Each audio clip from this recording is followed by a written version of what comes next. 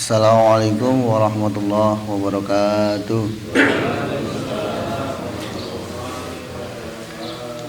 Alhamdulillahirabbil alamin wassalatu wassalamu ala asyrafil anbiya'i wal mursalin sayyidina wa maulana Muhammadin. Rabbi shrah li sadri wa yassir li amri wahlul 'uqdatam min lisani yafqahu qawli. Amma ba'du. Yang kami hormati Bapak Yadi Suyadi sebagai pembina paguyuban, dan kami hormati Bapak Sutaya dan jajarannya sebagai penasehat DKM, dan Ustadz Endar sebagai DKM, dan Bapak dan Ibu yang hadir pada kajian pagi hari ini yang kami hormati pula. Pertama-tama marilah kita panjatkan puja dan puji syukur kehadirat Allah yang telah memberikan rahmat, nikmat iman, nikmat Islam kepada kita semua, sehingga kita bisa berkumpul di tempat ini untuk melakukan kajian rutin, kajian di Sabtu pagi ba'da subuh. Sholawat serta salam semoga tercurahkan kepada Nabi Agung Nabi Muhammad Sallallahu Alaihi Wasallam yang telah memberi cahaya hingga terang benderang saat ini. Nah, sebelumnya saya mohon izin kepada Ustadz Endar, Ustadz Tommy, Ustadz Haidir, Ustadznya jejer semua di sini. Saya juga sama Ustadz yang lain. Ini ilmunya itu masih cetek, kok berani-beraninya ngomong di depan gitu. Saya mohon izin dulu ya, ketika nanti ada kesalahan saya mohon izin untuk dibetulkan atau ditegur. Nah, terima kasih Ustadz Hadi. Aduh, Masya Allah. Nah, kenapa kok kemarin itu tercetus temanya tentang psikologi sholat? Awal mula bukan itu judulnya. Yang pertama karena tentang sunnah-sunnah sholat sudah dibahas sama Ustadz Endar, apalagi ya.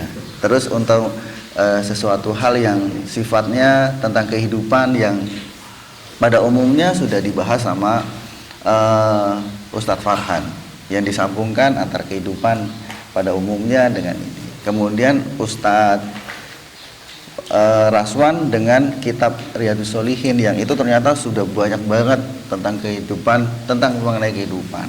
Nah, awal mula itu tema yang pengen diangkat adalah tentang nafsu. Cuman, waduh, ini temanya berat banget nih kalau tentang nafsu ini. Ya, soalnya ada beberapa hal yang membuat saya nanti jadi nah, akhirnya udahlah kita putar akhirnya dengan tema yang mengenai psikologi sholat, yang disambungkan dari beberapa tema-tema yang sebelumnya. Nah, pada dasarnya manusia itu diciptakan oleh Allah dengan berbagai permasalahannya, tidak luput dari sebuah masalah, dan itu semua mungkin meyakini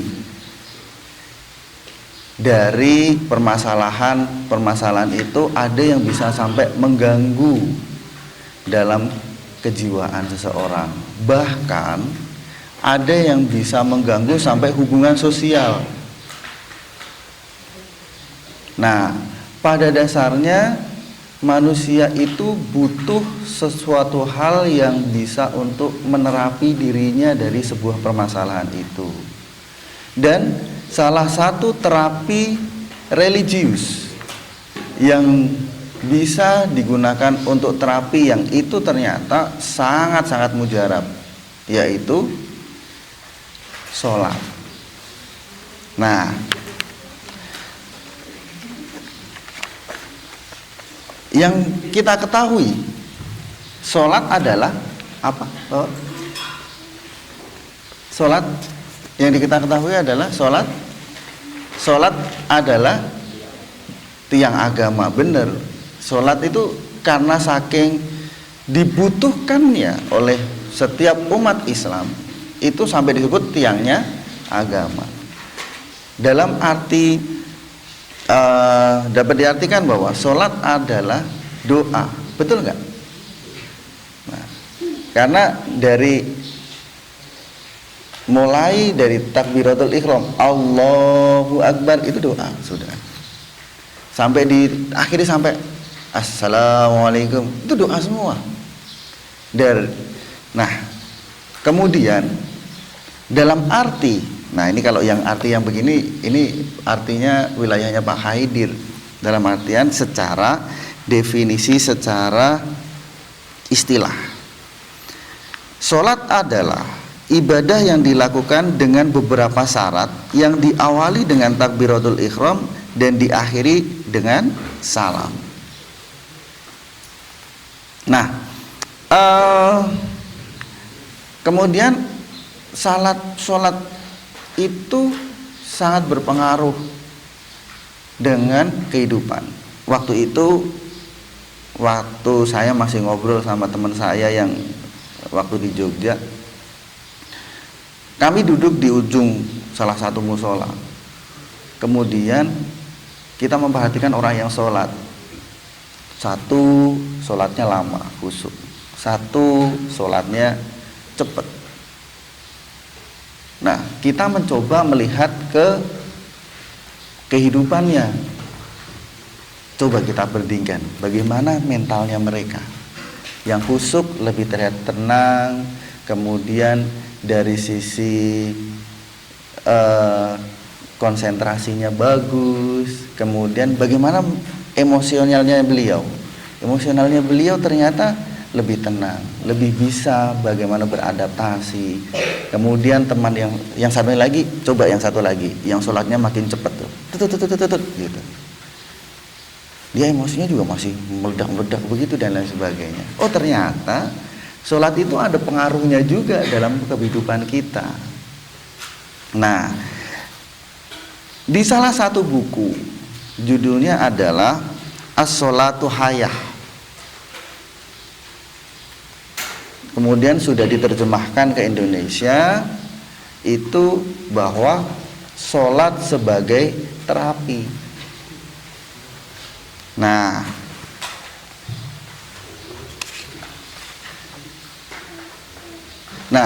yang pertama, sholat merupakan sekolah untuk beradaptasi. Dalam hal ini tidak ada anjuran dengan kondisi apapun kita meninggalkan sholat. Kondisi perang, kondisi sakit, kemudian kondisi di mana kita dalam perjalanan, selalu ada kewajiban untuk sholat, dan itu tidak bisa ditinggalkan. Ketika sholat lagi tidak ada air, selalu ada di mana kita diminta untuk beradaptasi. Jadi sholat itu sebagai sekolahnya kita untuk beradaptasi. Nah, dalam bukunya Sholatul Hayah itu, jadi penerbitnya adalah bernama Pak Bahnasi. Sebelum kita sholat, kita diminta untuk berwudu. Sebetulnya berwudu itu tujuannya buat apa sih? Membersihkan jasmani kita. Nah, ketika semakin orang sering berwudu, berarti jasmaninya juga ikut bersih. Sehingga apa yang terjadi ketika orang sering berwudu, wajahnya akan lebih sering bercahaya. Ini bukan karena mungkin waduh wajahnya udah putih. Enggak. Tapi seorang wajahnya yang sering berwudu itu akan lebih bercahaya. Dalam video pendek waktu itu Ustadz Abdus Somad mengatakan begini, Jenderal Sudirman, kenapa kok kamu sampai di Uber Belanda nggak ketangkap-ketangkap? Oh iya, saya punya 3 pegangan. Pegangannya apa? Ternyata beliau itu tidak pernah Yang pertama, tidak puasa Senin dan Kamis. Yang kedua, tidak pernah batal dalam sholat, tidak pernah batal dalam wudhunya. Yang ketiga, itu tidak luput dari sholat berjamaah. Seorang Jenderal Sudirman. Jadi beliau tidak ketangkep sama Belanda itu bukan karena ada pegangan dan lain sebagainya, karena pegangannya ya 3 itu. Dari mulai berwudunya tidak batal, kemudian yang berikutnya puasanya Senin Kamis tidak pernah bolong, sama sholat berjamaah. Nah, kemudian ketika kita berwudu, mulai dari membasuh muka. Dari membasuh muka saja akan terlihat, kan setiap hari itu mata kita ada di depan kita, itu selalu melihat. Nah, dari hal itu saja ketika kita berwudu itu sudah membasuh mata kita. Jadi ketika kita berwudu dengan benar sesuai dengan sunnahnya, akan meminimalisir sakit radang mata. Hal yang sepele. Kemudian ketika berikutnya adalah berkumur. Berkumur itu di dalam mulut kita yang setiap hari kita gunakan untuk makan. Kemudian mungkin kita sedang nguap, ada udara yang nggak baik, dengan berwudu itu akan membersihkan kuman-kuman yang ada di mulut. Sehingga apa? Ketika orang sering berwudu atau menjaga wudunya, bisa jadi akan terjaga dari kesehatan jasmaninya. Kemudian ketika kita membersihkan hidung, makanya kemarin ketika 2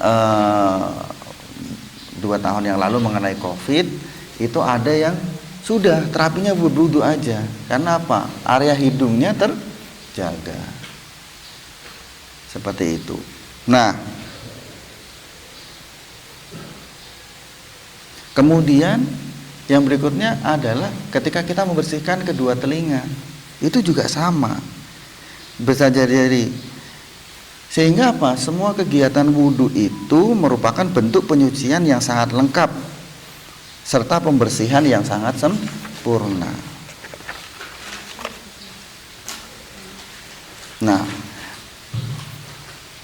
itu yang pertama, yaitu sholat sebagai sekolah untuk beradaptasi. Yang berikutnya, salat sebagai latihan konsentrasi. Dalam sholat, ketika kita masih berusaha ya, kita berusaha khusyuk, karena pada dasarnya manusia itu hidup dengan berbagai masalahnya. Baru Allahu Akbar udah kepikiran, oh iya ya, motor tadi udah dikunci stang belum ya, atau jangan-jangan motornya aman atau enggak ya. Kalau mungkin bagi ibu-ibu baru Allahu Akbar, oh iya tadi nasi udah dimatiin belum tuh kompornya, udah kepikiran begitu. Oh iya, anakku tadi main di mana ya, udah kepikiran begitu, dan macam-macam. Tapi dalam hal ini, sholat sebagai latihan kita konsentrasi. Yang pertama, ketika kita dari takbiratul ihram, kita mengangkat tangan sampai telinga, kemudian tatapan mata kita itu ada di tempat sujud. Kemudian ketika proses ruku, tatapan mata kita juga masih ada di tempat sujud, melihat kedua telapak kaki. Kemudian ketika kita sujud, mata kita tertuju kepada hidung kita. Kemudian ketika kita melakukan salam, mata kita tertuju kepada pundak kanan dan kiri. Nah, di mana hal itu akan melatih kita kepada konsentrasi dengan satu titik. Sehingga ketika kita sholatnya khusyuk, itu akan membuat kita menjadi orang yang secara memiliki daya konsentrasi yang cukup tinggi.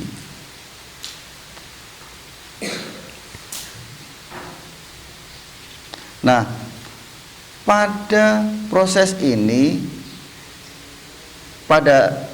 ini lebih menjaga kepada kita memiliki pengendalian diri. Pengendaliannya di mana? Ya kita harus mencoba untuk tetap konsentrasi. Padahal kita bersyukur. Jadi bersyukur kenapa? Kita diberikan, alhamdulillah kita diberikan bentuk yang paling sempurna dan manfaat yang paling sempurna. Mata, kita diberikan 2 mata. Sedangkan kita diminta konsentrasi untuk menuju ke tempat sujud. Sedangkan area pandangan kita itu cukup luas. Apalagi ketika misalkan sebelahnya ada yang bawa handphone, ditaruh di balik, handphone terbaru harganya yang paling mahal. Misalkan iPhone 14 yang sekarang lagi viral. Jangan sampai iPhone 14 jualan ginjal. Ada yang sampai viral begitu, sampai bikin meme-meme begitu. Karena harganya yang luar biasa. Nah, hal itu yang membuat kita harus mencoba untuk dari area yang seluas ini untuk bisa tetap fokus di tempat sujud. Sehingga ketika kita sholat dengan khusyuk, yaitu coba mengendalikan dari area luas yang panjang menuju ke proses di mana tempat sujud kita.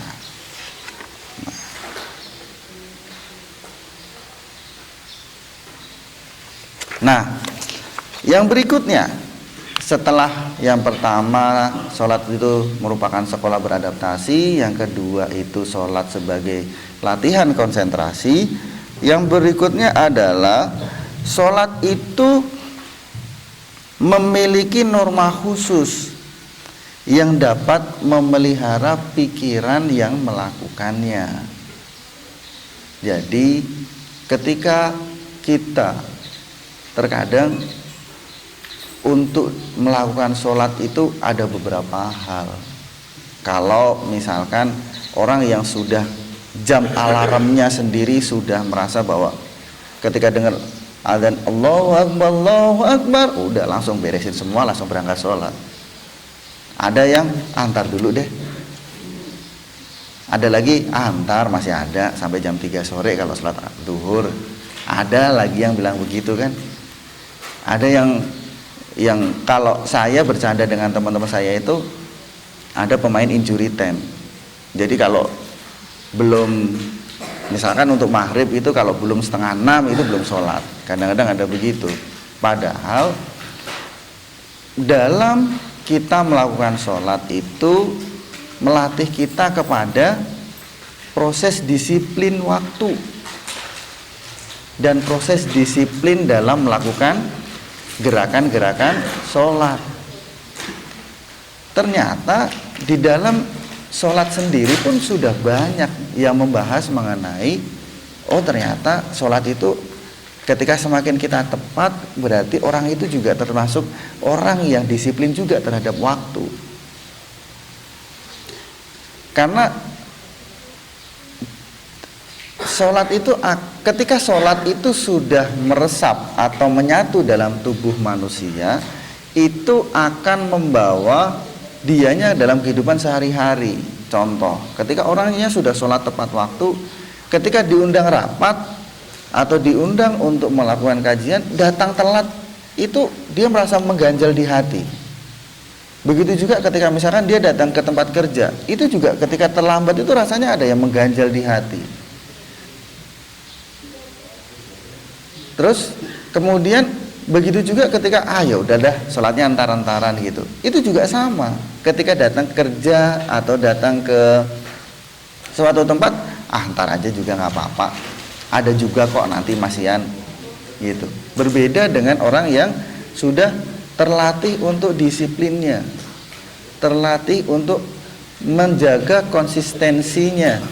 Nah itu dalam sholat.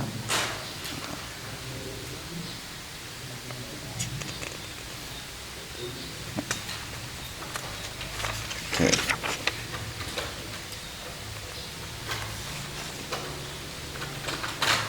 Nah, kita masuk kepada gerakan sholat. Nah, gerakan sholat itu ternyata banyak sekali manfaatnya untuk kesehatan kita.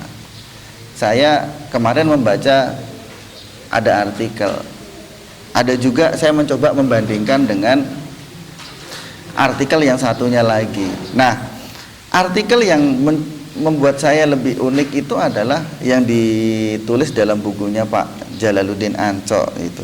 Jadi beliau membahas mengenai postur sholat dan manfaatnya. Nah, kita mulai dari rangkaian sholat beserta postur dan efeknya. Yang pertama adalah berdiri dan mengangkat tangan saat takbiratul ihram. Berdiri tegak, mengangkat kedua tangan sejajar dengan telinga, lalu melipat di depan perut dan dada di bagian bawah. Nah, ternyata manfaatnya gerakan ini melancarkan aliran darah, getah bening atau limfa, dan kekuatan otot lengan. Nah, ini terutama untuk yang pemain bulu tangkis. Kemudian posisi jantung di bawah otak memungkinkan darah mengalir lancar ke seluruh tubuh. Saat mengangkat kedua tangan, otot bahu meregang sehingga aliran darah kaya oksigen menjadi lancar. Kemudian kedua tangan didekapkan di depan perut atau di dada di bagian bawah. Sikap ini menghindarkan dari beberapa gangguan persendian, khususnya pada tubuh bagian atas. Nah, dari takbiratul ihram aja manfaatnya juga cukup luar biasa. Kemudian setelah dari posisi itu kita lanjut ke ruku. Ruku yang sempurna ditandai tulang belakang yang lurus sehingga bisa diletakkan segelas air di atas punggung tersebut tak akan tumpah. Posisi kepala lurus dan dengan tulang belakang. Nah, manfaatnya apa? Postur ini menjaga kesempurnaan posisi dan fungsi tulang belakang sebagai penyangga tubuh dan pusat saraf. Posisi jantung sejajar dengan otak, maka aliran darah maksimal pada tubuh bagian tengah tangan yang bertumpu di lutut berfungsi relaksasi bagi otot-otot bahu sehingga ke bawah hingga ke bawah. Selain itu, ruku adalah latihan kemih untuk pencegahan gangguan prostat. Nah, bagi yang punya penyakit itu bisa jadi banyak terapinya di dalam sholat. Itu baru sampai ruku. Kemudian kita masuk lagi ke i'tidal, dari berdiri setengah ruku.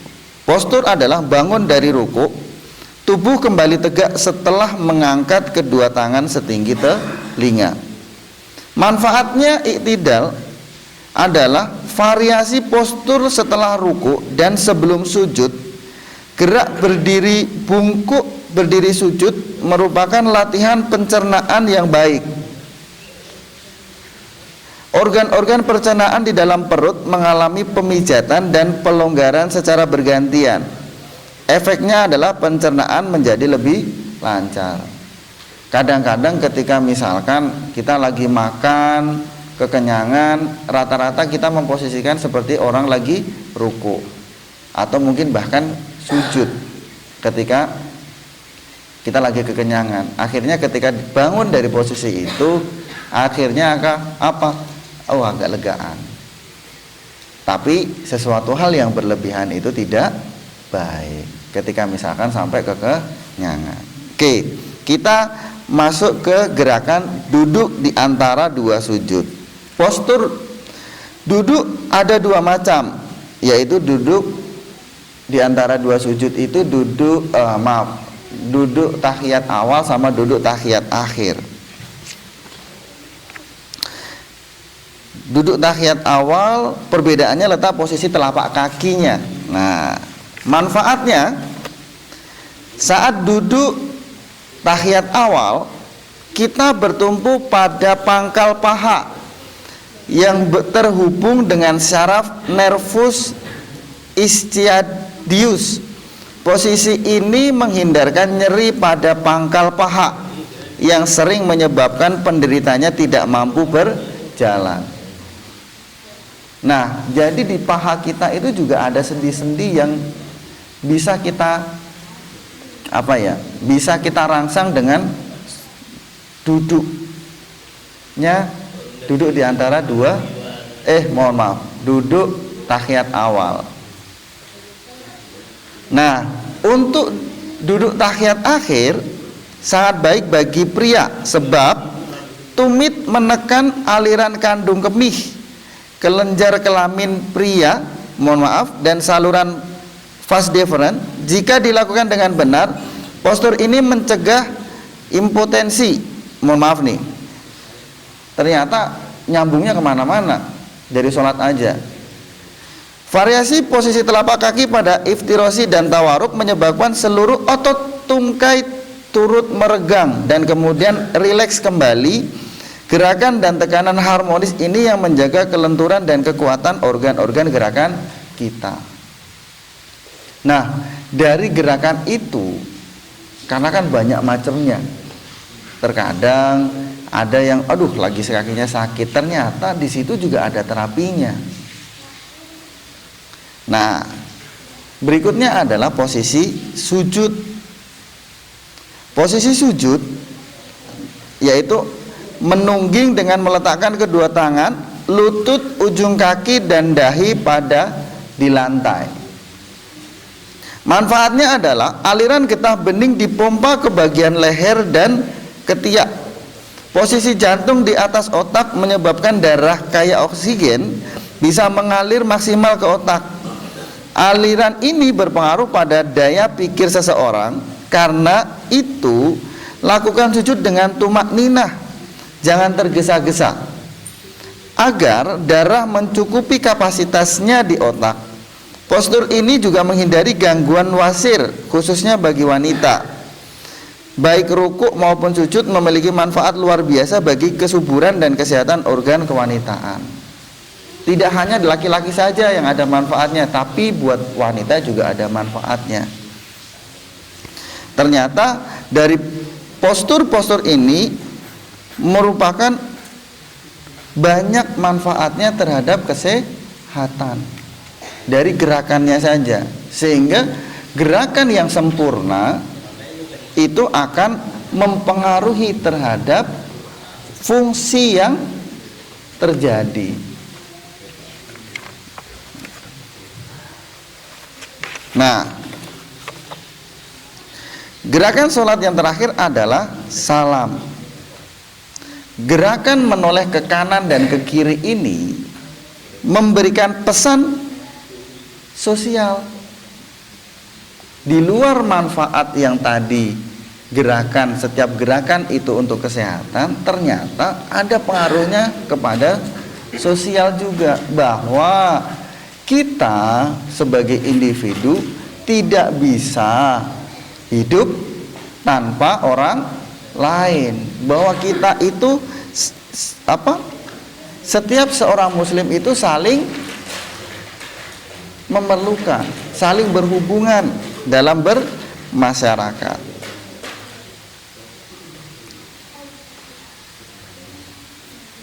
Nah,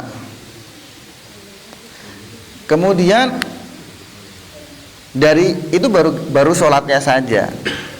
Kemudian ketika manfaatnya dari sholat berjamaah. Fungsi utama sholat berjamaah sebenarnya adalah menciptakan perubahan sosial.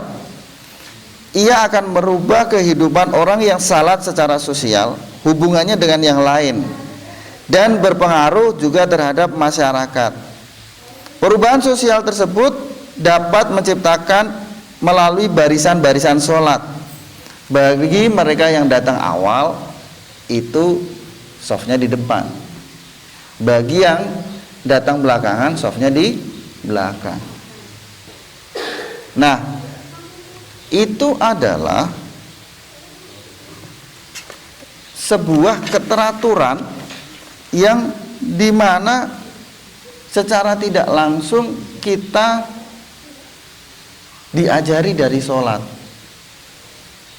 Yang pertama, misalkan, wah, saya pejabat nih, harus sholatnya di belakang imam, padahal telat. Ya otomatis mau tidak mau di belakang. Bahwa di sholat itu tidak memandang sebuah jabatan, kedudukan, atau mungkin, oh saya anggota DPR, jadi sholatnya harus di belakang imam. Ya kalau telat ya tetap di belakang. Dan hal itu juga mengajarkan kepada kita bahwa dulu ketika proses perang, jadi ketika orang yang datang belakangan adalah orang yang bersiaga menjaga jamaah yang ada di depannya. Jadi ketika perang dulu jamaah juga tetap sholat jamaah. Tidak, yaudah bagian sana sholat dulu, bagian sini sholat nanti. Enggak, ya tetap sholat jamaah. Sehingga apa?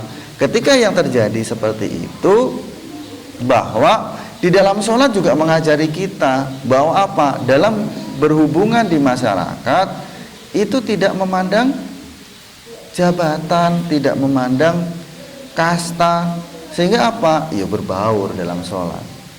Dan yang saya pernah mencoba agak sedikit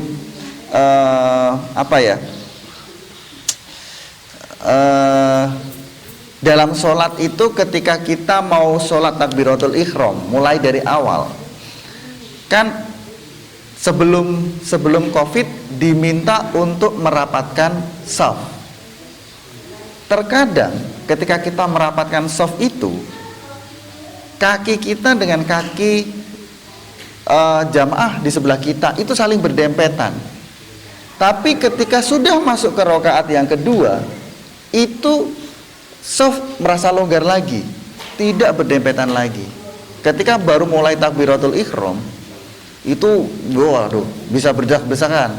Tapi setelah rakaat kedua, itu dengan sendirinya menyesuaikan. Sehingga dari sholat itu sendiri pun sebetulnya ketika sholat berjamaah itu pun juga membawa bahwa ketika mungkin kita belum sholat, ketika di awal itu saling berdesuk-desukan itu bahwa wow, kita punya egonya masing-masing gitu.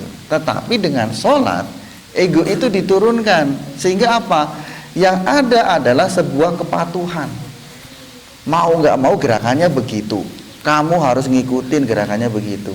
Tetapi dengan gerakan yang konsisten itu menyebabkan apa? Menyebabkan kita akhirnya menjaga ego kita, menurunkan ego kita. Seperti itu.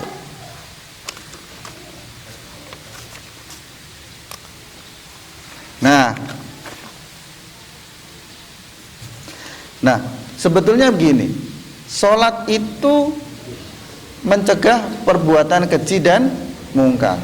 Jadi ketika misalkan nih contoh, ketika kita sudah melakukan sholat dan sholat itu sudah dalam bahasanya apa ya, mendarah daging di dalam tubuh kita, sholat itu sebetulnya apa ya, berkaitan dengan amar ma'ruf nahi mungkar. Jadi berlomba-lomba untuk melakukan kebaikan dan menjauhi sesuatu hal yang tidak baik. Mungkin dalam hal ini ketika kita sering sholat berjamaah, mungkin melihat, oh iya di masjid kurangnya apa ya, datang, oh ya udah Pak Endar AC 2 nanti dari saya. Wah, alhamdulillah. Datang lagi Pak, kipas, oh ini dari saya gitu. Sehingga ketika proses datang ke masjid itu akhirnya apa? Membuat kita secara sosial adalah pengen berbuat baik. Begitu juga sebetulnya di dalam bermasyarakat. Ada yang saya beberapa kali menangkap itu ada yang berbeda. Ketika sebetulnya yang kerja bakti ya orang-orangnya itu aja gitu. Tapi ketika ayo masjid itu jiwanya itu berbeda. Rasa semangatnya, wah yuk gitu. Itu lebih tinggi daripada ketika ayo bersih-bersih jalan dan lain sebagainya. Itu berbeda. Nanti ada Pak Endar kok untuk gang sana. Udah, ada Pak Yadi kok di bagian sana. Udah, saling begitu. Tapi ketika di masjid berbeda. Ayo gitu. Udah. Ya udah pada jalan lah sendiri. Sehingga disitulah ketika ciri utama ketika bahwa sholat itu membawa seorang muslim yang ada di lingkungannya akan tergerak bahwa menjauhi perbuatan keji dan mungkar. Nah, dalam hal ini tadi bisa disimpulkan bahwa sholat yang pertama adalah sekolah untuk beradaptasi. Kemudian yang berikutnya sekolah itu untuk latihan konsentrasi. Berikutnya gerakan-gerakan sholat itu banyak sekali manfaatnya buat kesehatan dan banyak sekali juga untuk manfaatnya kepada lingkungan sekitar. Nah, mungkin ini sudah sampai di penghujung. Kalau saya dalam membawakan materinya kurang pas, saya mohon maaf yang sebesar-besarnya. Mungkin ada kata-kata yang kurang berkenan juga, saya mohon maaf yang sebesar-besarnya. Akhirul kalam. Assalamualaikum warahmatullahi wabarakatuh.